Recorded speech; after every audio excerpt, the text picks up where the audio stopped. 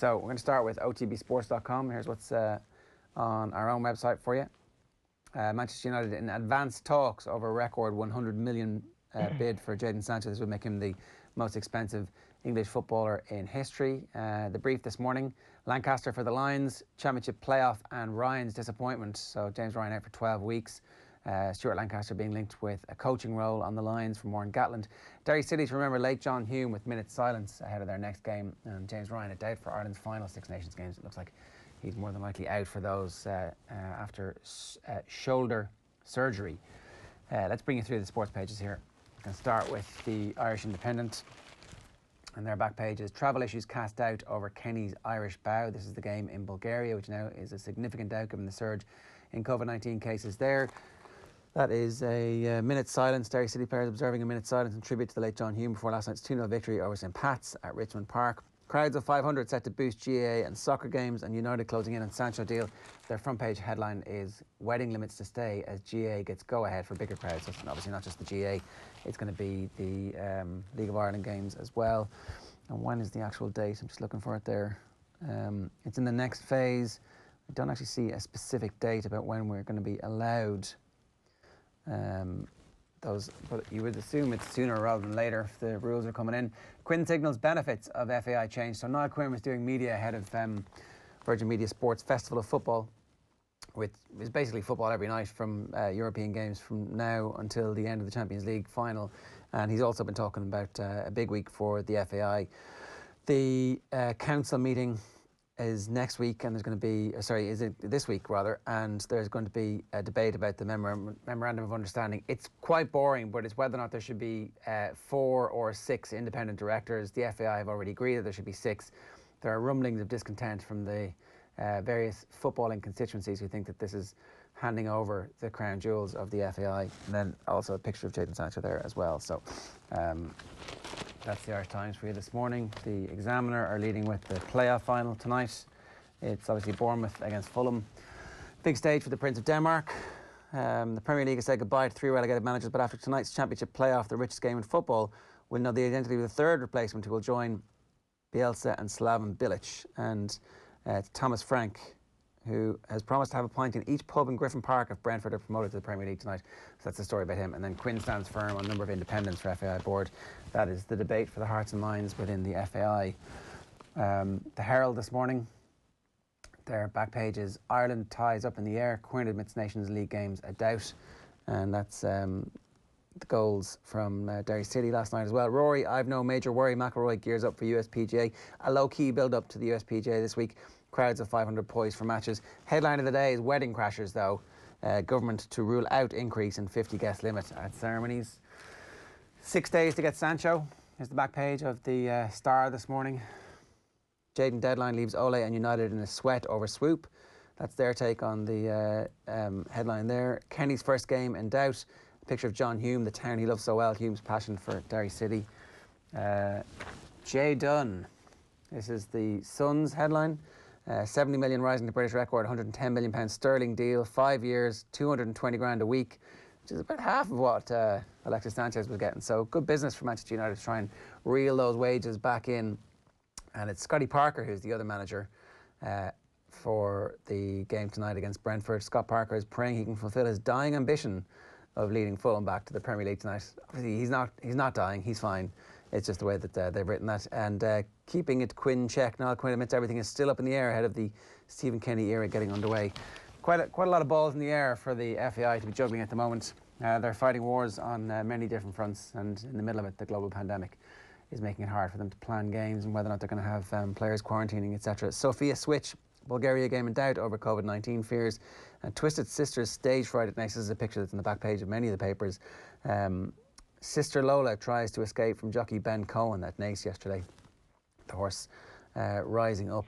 And Leinster Loch Ryan is ruled out for 12 weeks, so not great news for Ireland's prospects in the Six Nations. Police stopped me all the time last week. They even sent a riot van. This is Danny Rose, Spurs ace despairs, what can I do? Danny Rose harassed in his hometown. Jadon Sancho, £100 million man, and Dread Bull, is that the tab of the morning to you? Kenny debut could be on move from Sofia. Endemic race issue within English hockey is the back page on the Guardian this morning. And there's a 12-year-old skateboarder. It was shocking and scary. Dad didn't want to show me the video. Skateboarder Sky Brown, age 12, on her crash and the Tokyo Olympics. 12 seems a little bit too young to be sending somebody to the Olympics. That's just my opinion. United closing in a record 90 million Sancho transfer. A lot of people suggesting that deal is done. The London Times, back page there. United closing in on £108 million Sancho deal. Chelsea push 5 subs rule.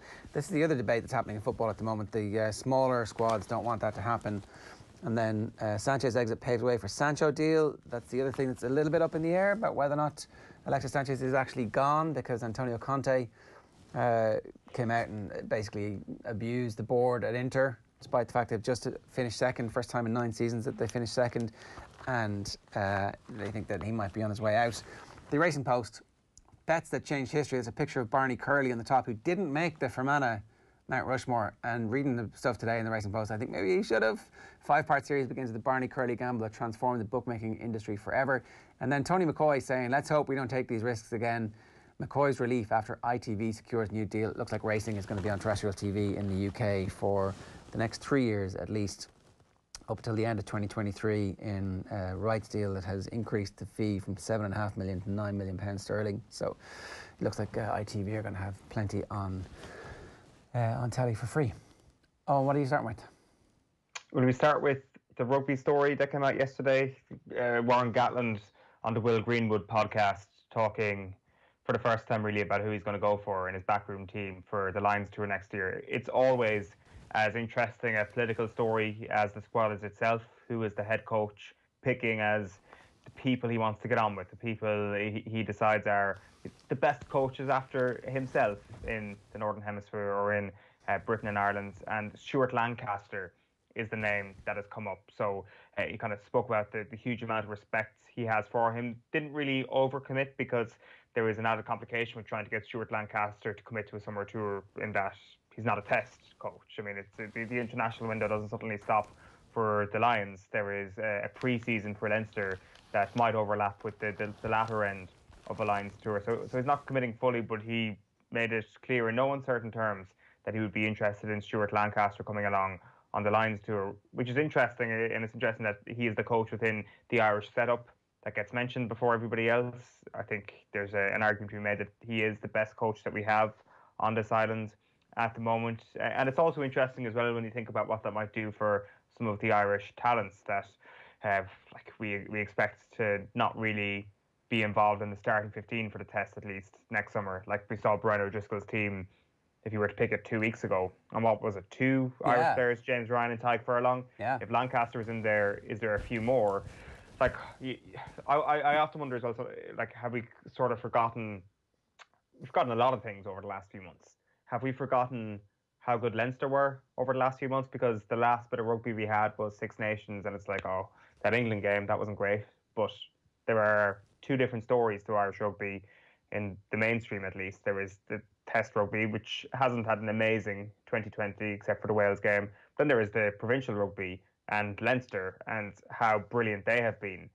So you bring Stuart Lancaster into the Lions setup, are we suddenly going to see a far more of an Irish influence in that Lions tour? Yeah, I look, the backroom teams of the Lions was always something you were just always a little bit worried about, where all this, we're all going to just tell everybody how everything is done and share all our information, and it's great. And the players all want that because they want to be part of a winning Lions tour. But from a coaching perspective, you were always giving away all of your intellectual property. You were always telling everybody how you do stuff. Like, if you remember back, famously, O'Connell picked the brains of his rivals about tackle technique and all sorts of stuff, and came away and went like, well, now I know that. Now, obviously, he had to give some information as well. So you just wonder, like, especially if you're the French, or if you're one of the English players and none of the English coaches are there, well, that's not a bad scenario, is it? So, Stuart, you know the way your club team has killed us on the following, how did you do that? And he's not going to not say, because he's trying to win. It's like, it's a lot of give, Are you saying that Leinster should just step on in there right now and say, Stuart, You're going I don't think nowhere. they can. Big pre-season. I think that would just be completely unfair. But I would like for him to come up with an entirely new thing that would be like just for the Lions and just for South Africa. For example, so they've all had the current Ireland head coach teach them defence over the last couple of tours, right? That's a good thing to have in your. So this is exactly what he's telling his team this week before Ireland play England. The English players all I get. So on the last Lions tour, this is how they were going to defend in the following scenarios. That's not bad information to have, is it? No, it's really good information to have, and it's definitely a competitive advantage if you can use it to your advantage. Like, I mean, I'm sure Stuart Lancaster, somebody who would be, I guess, smart enough to keep his cards close to his chest when it comes to the Leinster moves. And like, I mean, it's a vastly different team. Like, I wonder if it actually is a situation where you are walking on eggshells a little bit when it comes to tactics as a coach. I don't think you can. You are kind of looking you won't win because you're going up against the world champions. So you've got to be you've got to try and slit their throat in every facet of the game. It's like this is it is pure competition in this tiny little period of time. So you don't have the opportunity to pretend that I'm going to keep this back just in case. Like, this is our game plan. And look, maybe rugby is so well analysed at this point that there are no secrets, that it's just about who on the day actually does the plan the best and who wins the fight. And maybe I'm overcomplicating this a little bit in that, like, we're going to defend the way we always defend, we're going to attack the way we always attack, just do it well, do it better than the opposition. And like, I wonder if we don't give the coaches of the Lions enough credit for how they negotiate that and navigate that, because you talk about what can you give away in modern rugby if everybody knows it. Well, line-out calls is one thing, I suspect, that if you knew the opposition's line-out calls, that'd be a huge benefit to have. But that'd be a really stupid thing to give away. So you obviously come up, I presume, with new line-out calls for every Lions tour. Am I right or wrong in saying that? I don't know. Like, I would hope that you're right. That like, I would definitely hope that you're right. Like, it's actually less of a worry this time now that Gatland isn't the Wales coach. But for the last number of times where Gatland was like, yeah, I'm going to have you and you and you. And then for the 4 years in between, he's just like, well, listen, I mean, I've been in selection meetings with this guy and I know they're going to pick this and I know they're going to do this and I know they're going to do this. It was definitely an advantage for Gatland in the Six Nations. Are you saying it was a Trojan horse, except the Trojan horse was not a horse at all? It was actually just a wooden structure of a Trojan warrior. Very, very, very obvious. It was a lion. It was a lion shaped. It was that cuddly toy that this most alpha of males has to carry out onto the pitch before going to face the All Blacks. Like, really? You've given him a teddy bear to go out and face the... Not sure that shield is going to work, buddy. I think you might want an actual shield. Yeah, well, that is the good news. It isn't the All Blacks. Like, world champions, still, it's not the All Blacks. Yeah, and sure, half the team will have been absolutely exhausted from earning their money around the world in Europe in the year in between. They better be tapping up information from the likes of Sneeman and Dale Andy now at Munster and start drip feeding it back to Stuart Lancaster and Leinster, who can drip feed it back to Warren Gatland as Lions head coach, and that is our way of getting around them. You know, everybody knows everybody in rugby these days, it turns out. The cost of globalisation is that it's much easier to do business. What's next?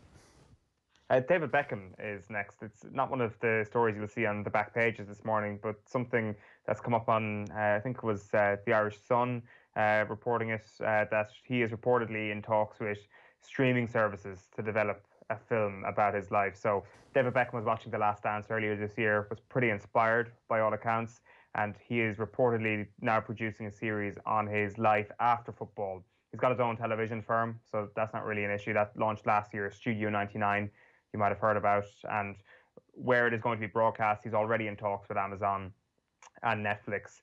As I say, it's going to be about the post-football life of David Beckham rather than the football life of David Beckham. And I'm not quite sure if that's actually what we all want to see. Like, we want to see a bit of that, but we also want to see David Beckham in his pomp and the cultural impact he had. Like, this footage does not exist, but if you're going to be inspired by The Last Dance, is it not a situation where you want to be inspired by the insight you got to the most explosive time in your athletic career? But apparently that's not going to be the case. Like, it does sort of scream self-advertising when you're not going to focus on your football career, because I guess some of the hardest stories he has to tell are about his football career, about the 1998 World Cup, the abuse he suffered at the hands of rival fans at the start of the next season, and how he managed to navigate his way to being one of the best players in the world that immediate season after getting sent off in the World Cup, and became a national icon of disgrace in the views of some people. Like, that is a story. That is a story of redemption in David Beckham's eyes, and that's the one I want to see. Yeah, I mean, the Sun burned an effigy of David Beckham, and they had his face on a dartboard in the aftermath of that World Cup. And to go from that, to be honest, like, the post-career Beckham is not something that I'm going to watch 10 episodes of. No thanks. But I probably would watch a 6 to 8 part series of, like, what happened at that point. Ferguson kicking the boot, you don't have footage of it, but you've got eyewitness accounts of 5 or 6 people in the room. Probably at this point you get Ferguson to say, yeah, kick the boot, I shouldn't have done it. Or, yeah, kick the boot, he probably deserved it. And then he went out and he had the like little stitches on the thing. They weren't even stitches. They were just little bits. I mean, at that point I knew he was gone. Like, there's definitely, at this point there is the remove of distance where everybody can start to tell the truth about what they felt like. And that Manchester United team, I think, for all of the self-mythologizing the class of 92 have done, that's been the only story that's been told about that group. Like, they cornered the market very early. You still have the Roy Keane story. You've still got a proper Cantona story to be told, like, with good footage and him going and telling the truth about it, which I think is going to be pretty interesting. It's just a shame that nobody had the idea to kind of play the ESPN card and say, we will come and sit in your dressing room for a while or leave a microphone in there and we will burn the footage if anything bad happens. But actually, you go out and you win a treble and we would like to broadcast that down the line. But I think that was just kind of a mad coincidence on the Jordan side of things, really, wasn't it? But well, I don't know. Why I don't know, because did being Liverpool and the envelopes and Brendan Rodgers, did that ruin that happening in football properly for a long period of time? I think there will be a greater suspicion in football than there will be in American sports, wouldn't there? Like the idea of giving insider content would kind of seem a little bit like treachery, I would have thought. It's kind of like one step between the American sports and the GAA, for example. It's like the next step down. The paranoia of the GAA stuff when those managers go. Is it because that there's that great tactic of lumping it into the full forward that the opposition might not know about until actually, you unfurl the 7'14" sub who has just been. I don't understand. Like, what I really don't know if the information is so bad coming through. Anyway, when is this Beckham thing is going to happen in the next 18 months? So we should prepare ourselves. Yeah, but as you say, what is the thing that we want to see from his post-football life, which is the entire premise for this? Like, are we that interested in Inter Miami? Or are we that interested in how he has gone to the next level, independent of football entirely? Like, I'm not so sure if many people would be that interested in that. Like, the thing about some of these things, especially when it comes to Jordan, and he's making these comparisons himself, is how he was a magnet for other incredible characters. And all the other incredible characters that we want to hear about are other footballers or managers and people that David Beckham played alongside or played for. Like, they're the people we want to hear about. They're the people that he associated himself with, not even by design, that he was forced into teams with, that, when teammates don't get along, is one of the more fascinating narratives that exists in every dressing room. And if this is going to be just a picture of his post-football life, then it's going to be a little bit disappointing, which is a shame, because I still think that the footballing life of David Beckham could be something that would be really special. Well, you've got the football careers, the England stuff, there's the Man United stuff, and then there's the Galacticos, which is genuinely interesting. Like, this being somebody who helps conquer America is also interesting as like a postscript, I think, that you could do in half an hour. And he ends up with a football club, and like, that's a fairly amazing achievement to be a part owner of that. I wonder what percentage he has of that. But anyway, look, we'll hear more from that, no doubt. 8:52 here this morning. OTB AM is live in association with Gillette. Good morning. Start with Gillette, giving you the confidence to tackle the day ahead. What's next? Just one last one very quick one, kind of sticking with sports entertainment. A big couple of days for The Rock. Dwayne Johnson has bought the XFL. Have you seen this story, first of all? I saw a headline. I didn't click on it. I'm not going to lie. Did you see the figure that he bought it for? a euro, a dollar. What was it? $15 million. 15 million. Like, to buy a professional sports league with a relatively high profile. Is that not an unbelievable piece of business by The Rock here?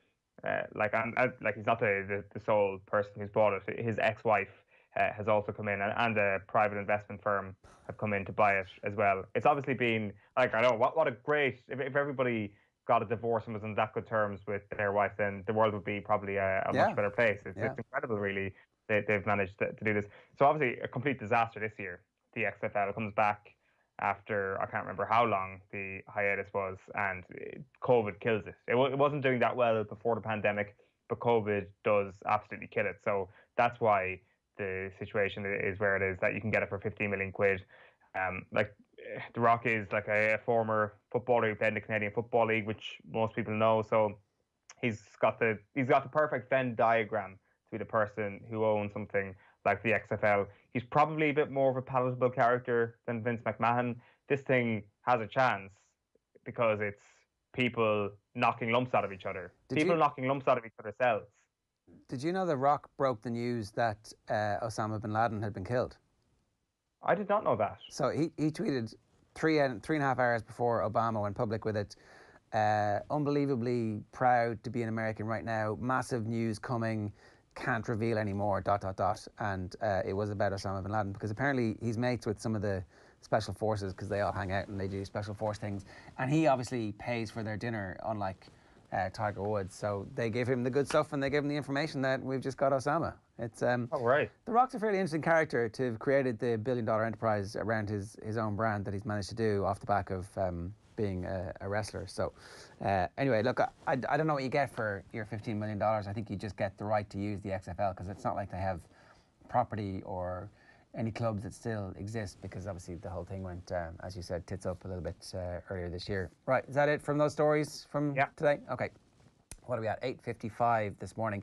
Let's check out the very latest on the OTB Sports app for you. To download for free, just search for OTB Sports in the App Store. The app opens on a personalised home feed. You get to pick whatever you want. You can change it depending on time of the year or whatever it is. You can listen to OTB AM on our sports radio station called OTB Sports Radio. Just hit the listen button. It's essentially one click. And there is a continuous feed of all of our best material and all our live shows. It's active all day long with top quality sports content. Check out the video section. All of our best videos are there.